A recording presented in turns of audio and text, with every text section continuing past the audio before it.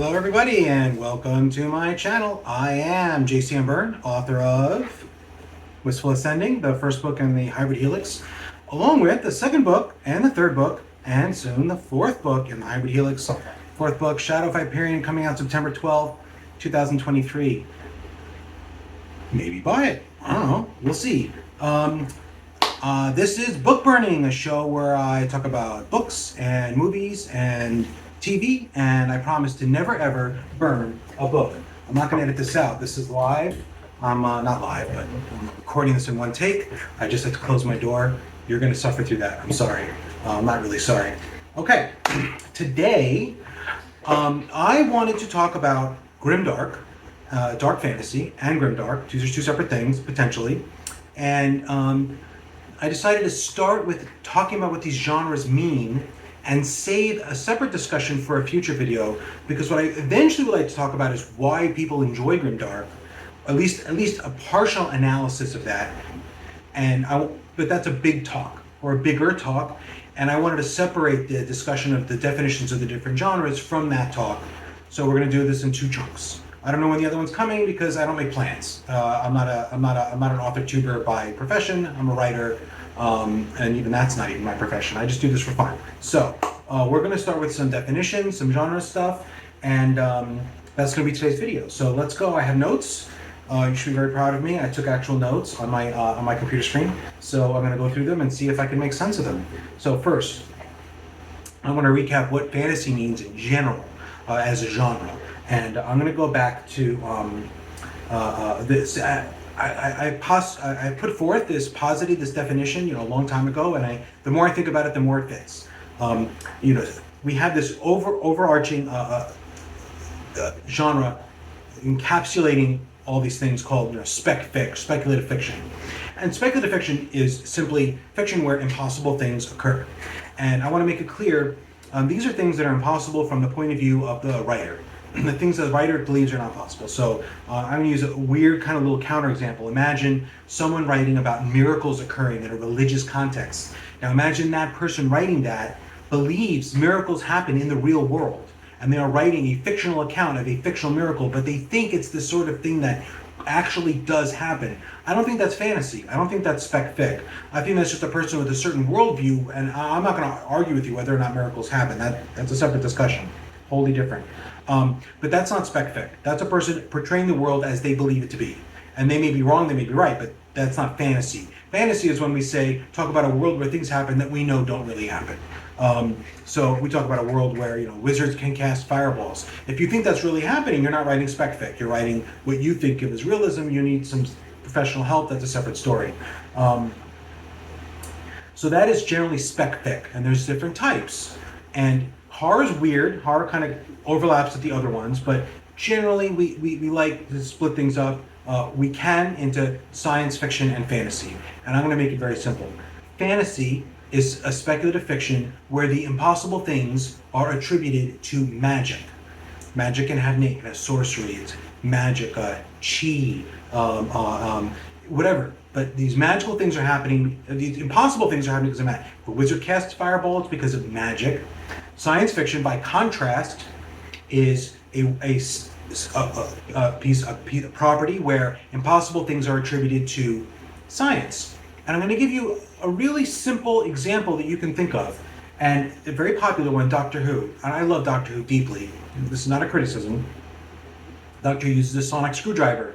And if you watch many seasons of Doctor Who, as I have, you'll notice he or she, apparently, I haven't watched the stuff on BBC, so I haven't watched the newest stuff, can do all kinds of things, impossible things, with the sonic screwdriver. It's a science fiction show because Doctor Who is using a sonic screwdriver, a tool. It is using technological words. It is a scientific, it is built and designed by a technological people that in a factory somewhere. You always get the sense that the sonic screwdriver is a tool in a tool chest. It's a screwdriver. And the fact that we don't really understand how it works or what its limitations are separate from the fact that it's attributed to technology. Now, imagine Doctor Who, same clothes, same general demeanor, but instead of using a sonic screwdriver and traveling through space and time in a TARDIS, a mechanical box with machine components and controls and levers, imagine if he used a magic wand which could even look exactly like a sonic screwdriver, and he flew around in a magic police box that could do everything the TARDIS does. You'd imagine the control room would look differently, but that doesn't matter. That's sort of irrelevant. Then Doctor Who would be a fantasy. That's it. That's the entire difference.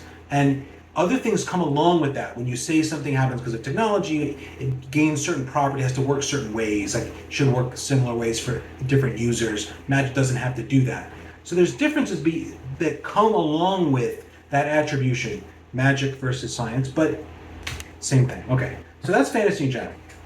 Fantasy is a properties where impossible things happen because of magic. That's fantasy. All right. So now, well, what's Grimdark?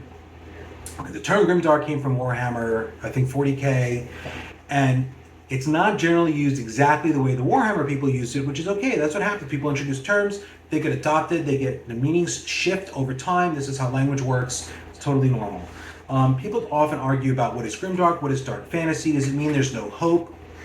I don't like the lack of hope as the driving character, because often when you read a book, you can't tell how much or how little hope there is in the storyline without finishing the book. And I feel like genre is something that should be, you shouldn't have to read the entire thing to know what genre it's in. You shouldn't have to read the last page and go, oh, there's a glimmer of hope in that last page. I was wrong about the genre for the first 399 pages, 709, whatever, the number of pages. That, to me, isn't really what genre is. Genre should be something you can identify early from the first chapter, even. So I don't like that definition. What I'm going to do is but there isn't really a universally accepted definition for what either Grimdark or dark fantasy mean. I'm not going to tell you that when people say these words, they really mean X, because there isn't such a thing. There isn't an agreed upon underlying definition that you can sort of pick out. Or if there is, I can't find it. Instead, I'm going to propose my own that I think, generally speaking, matches what people are saying when they use these terms, most generally. And I hope it picks up and everyone starts using my definitions, because I think they're wonderful and useful.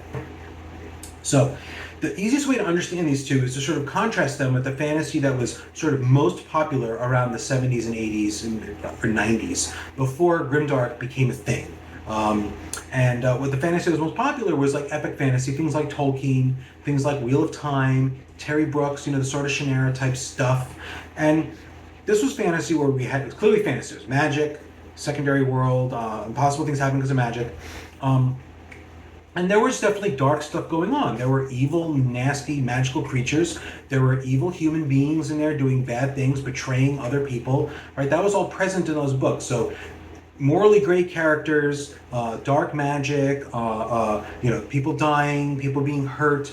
None of that, none of that is special to Grimdark. That happens in all kinds of fantasy. I mean, not every kind, but many genres include those elements. Those elements aren't special to Grimdark. But what I do think is special to Grimdark is that in Grimdark, the morally gray characters, the morally gray heroes, are the rule, not the exception.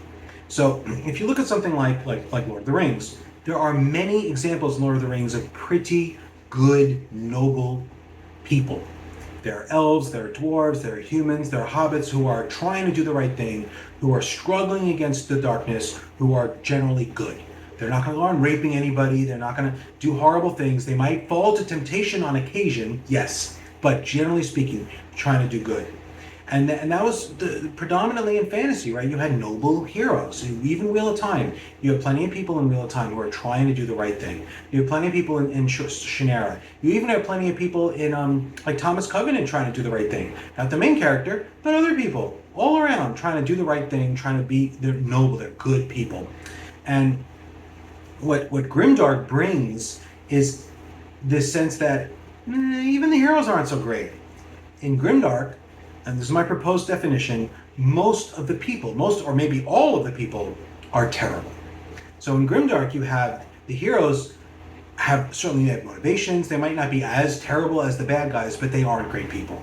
And they are dark characters themselves. They're not necessarily trying to do the right thing. They might be trying to win, but not care so much about whether it's the right thing. So that is Grimdark. Grimdark, the people are terrible. I don't read a ton of Grimdark. I mean, Walking Dead is Grimdark by my definition. You have zombies. Most of the people in Walking Dead are pretty bad. And when most people are pretty bad, it seems more hopeless and more grim things happen. Right? So one of the things that happens frequently in Grimdark is it's like a lot of graphic violence, often sexual violence. I'm not going to talk about whether that's good or bad. That's a separate video. But when most people are bad, people are going to get hurt. People are going to get raped. Right? That's goes along with the root of the genre, which is people are bad. I'm going to show you that the people are bad, and we're going to take it from there. And there's a lot of examples of this, and I'm not going to talk about why people like it. That's a separate video. So Grimdark is like epic heroic fantasy, except the people are bad. Almost all of them, or maybe all of them, are bad. Right? You don't have a lot of good, noble characters running around in a Grimdark. Well, then what's dark fantasy? Again, it's dark, but it's different than Grimdark. I think with dark fantasy is focusing more on the fantasy side. I think we should use that term to talk about worlds where the magic is generally bad. So you look at like Lord of the Rings. Is the magic generally bad? Well, no. Lots of the magical things are noble and good and try to make everybody happy. Yes, there's Sauron and there are orcs, magical bad stuff, but there's also like the elves and there's like Gandalf and there's all this magic that's being used for good.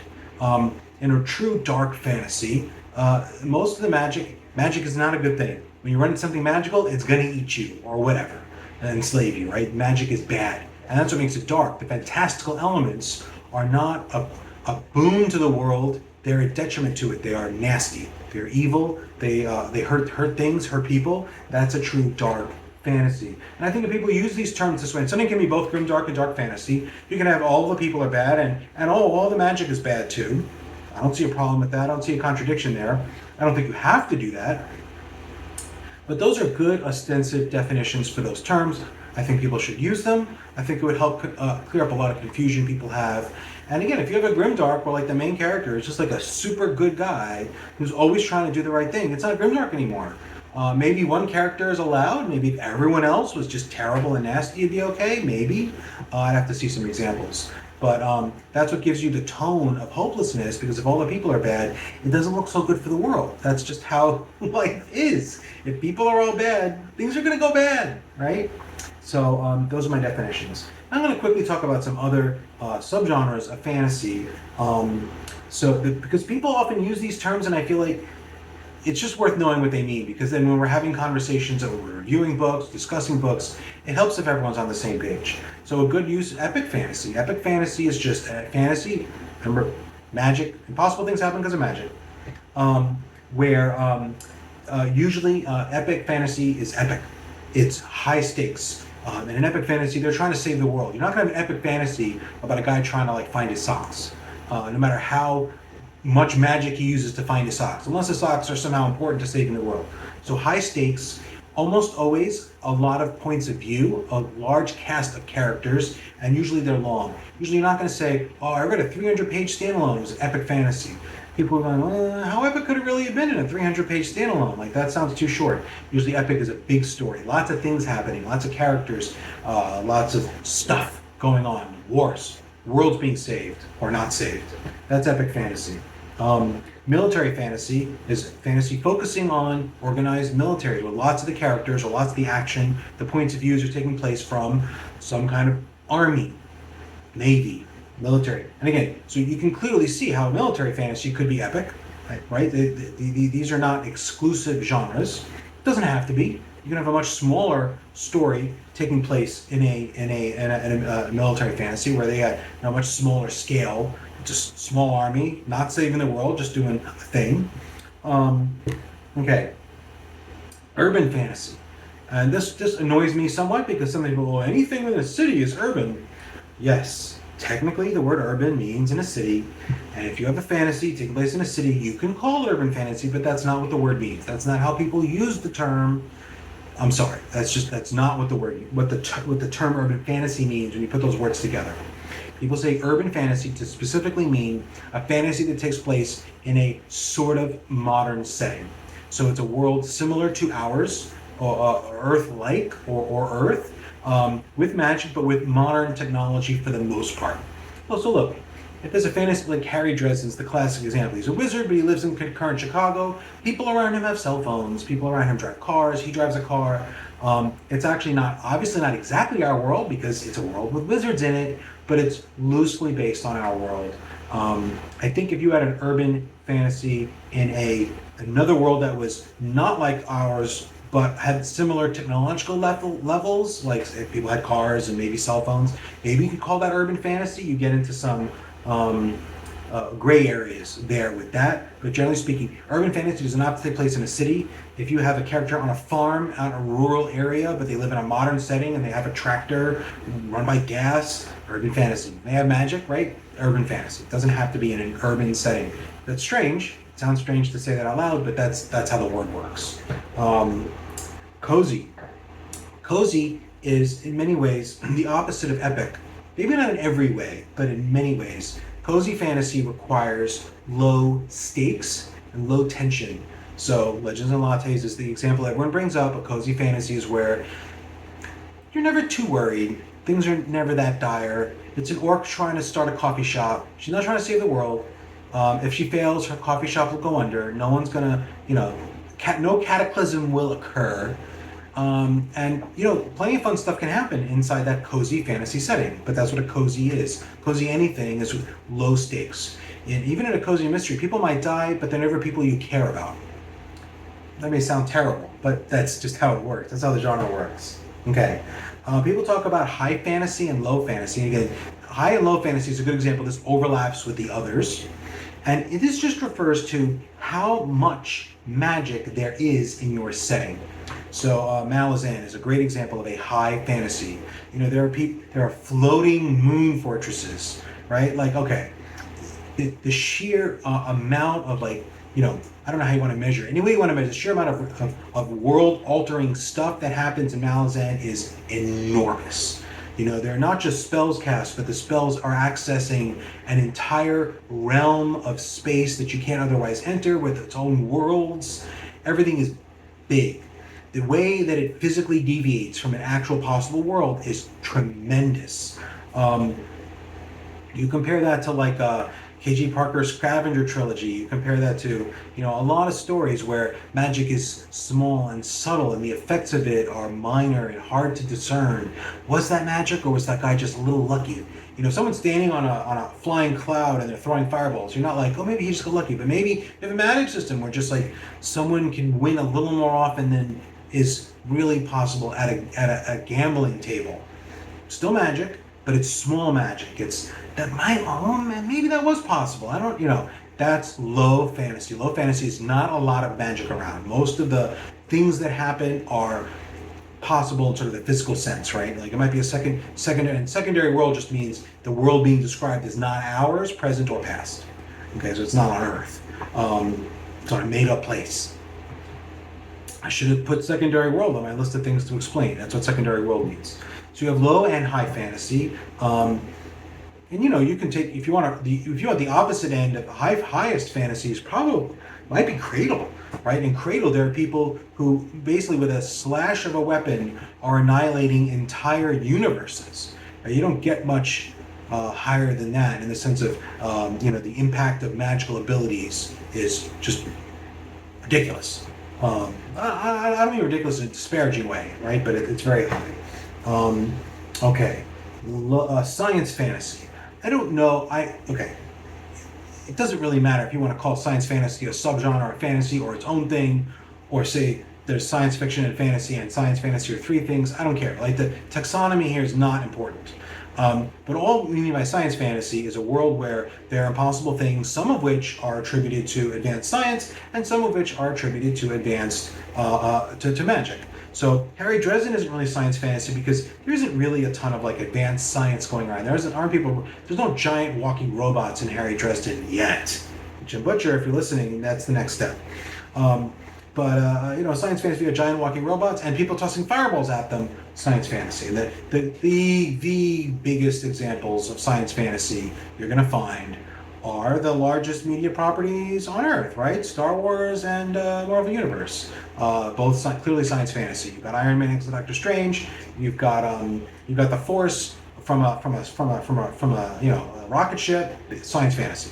That's classic example. That's what I write.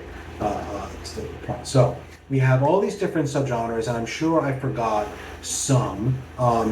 There's like then there's stuff that I'm sure people just use a word. Like I'll talk about like Glenn Cook's P.I. Garrett series. I'll call it fantasy noir because it's kind of like noir but in a fantasy setting with magic.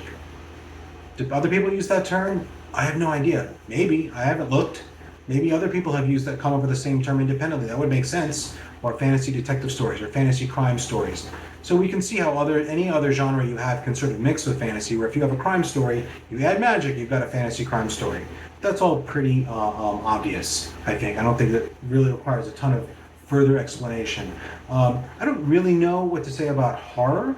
I think horror is a genre in that it's not the setting that makes it horror as much as the tone and the structure of the story, like the emotional beats it's trying to hit. I'm not an expert on horror, so I'm sure someone else will come up with some better definitions for that. But in my mind, horror would be either fantasy or not fantasy, maybe even science. I don't know if there's science fiction horror. I guess there must be. Based on whether the horror has supernatural stuff, right? Because some horror doesn't, from what I understand. I guess some serial killer going around killing people, that's not fantasy unless he's got a demon partner. Wisecracking little demon partner who eats the remains and covers his tracks. That's a good idea for a story. Someone should use that. Okay, so those are the different genres of fantasy as I described them. I think that covers the major ones as far as I'm concerned. And again, many of these overlap. So you can certainly have a Grimdark that's epic fantasy. You can have a Grimdark that is military fantasy, that is urban fantasy. I don't know if you can have a Grimdark cozy. I think those are exclusive. But generally speaking, these things can overlap. Again, Hybrid Helix is a science fantasy and it is not Grimdark. And if anyone is wondering, that's where I sit. So this is JCM Berne. Go to jcmberne.com, sign up for my newsletter, and I promise I'll almost never send you one. So you have nothing to lose, and you'll get like 2 short stories that you can save as PDFs on your computer and then not read. Or read. Maybe read them, maybe you'll like them, who knows. One of them has a really, really good final line. Zero twist, read that one. It's great punchline. That's it. I hope you have a great day. Bye.